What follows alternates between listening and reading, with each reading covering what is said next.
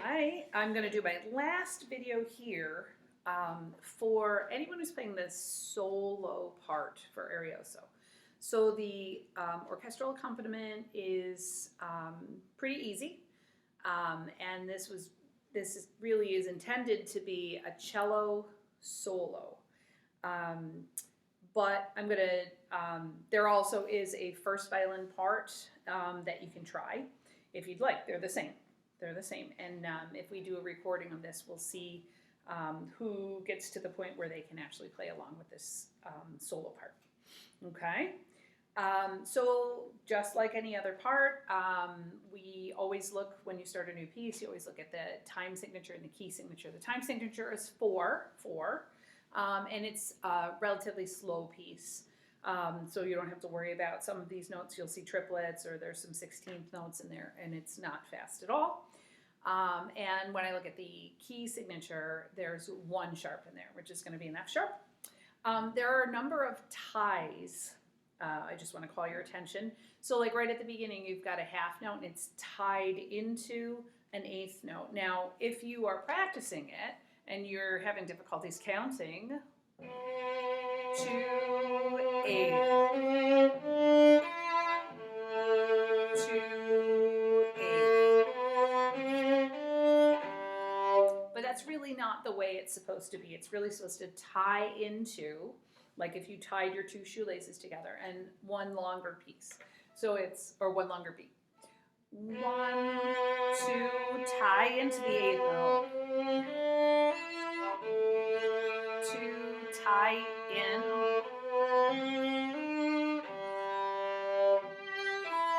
1, 2, tie.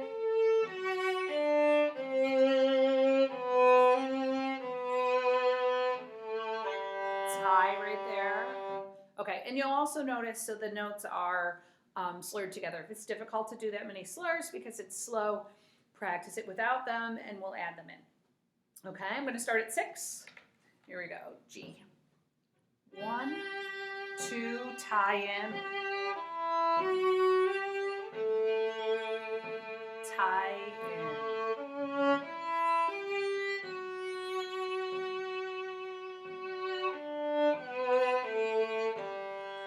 2, tie in.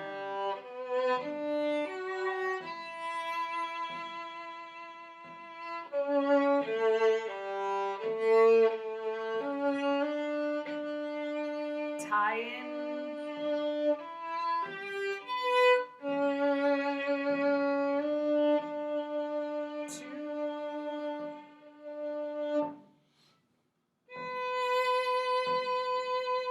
Now here you're going to notice that we've got a repeat, but they've raised the notes up an octave. So I was just at 14. At the very beginning, for violin, you start on your lowest B, which is 2 fingers on the G string. At 14, you're going to start up on the A string with 1 finger. All right. On the cello, you're going to do it in the same, it's already up high, so you're going to do it in the same spot. Okay? So, all right. Well, we'll just give it a try. Okay, 14.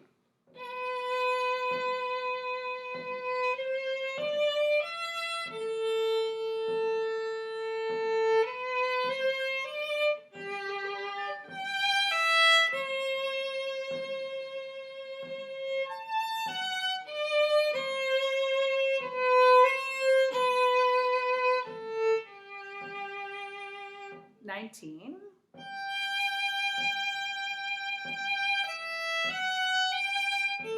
And 2 and tie. 2 and tie. 2 and tie. 2, I wouldn't use an open there.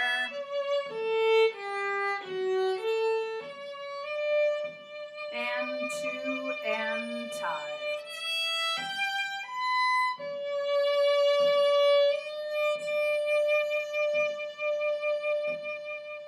Okay, so we're at 27. So whether or not it was played in the same octave or it was raised up an octave, it's the same.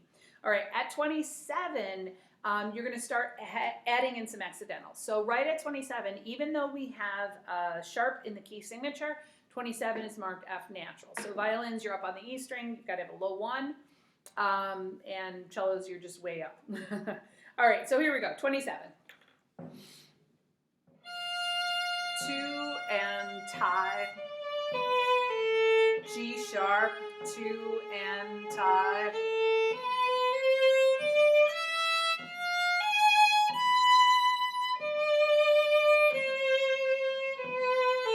All right, so now violins, this is the first time you're going to shift.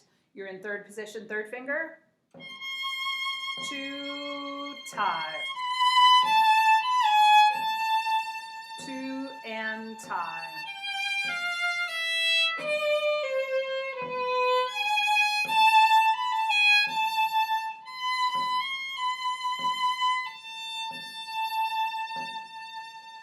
All right, so there for violin, you do have to shift in order to get that high note in the grace notes.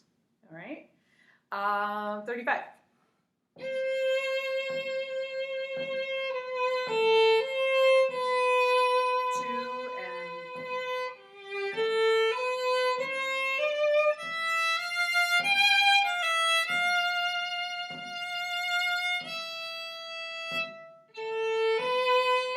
Now this part's my actual favorite part of the whole piece. At 39, you have these groups of triplets, and it feels like, or it should feel like, it's moving forward and forward and forward.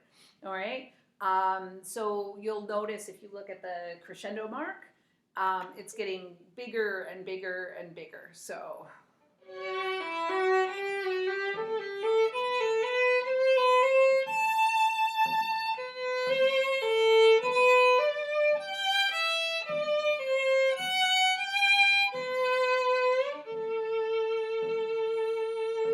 And then we end 43.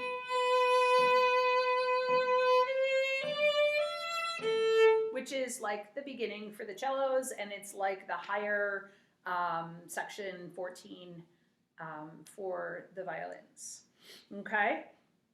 I hope that helps, and I will have this written out for cellos, so it's all in bass clef, and maybe we'll even write it out for violins, or for violas, I'm sorry. But for right now, it's the solo part. Okay, thanks so much.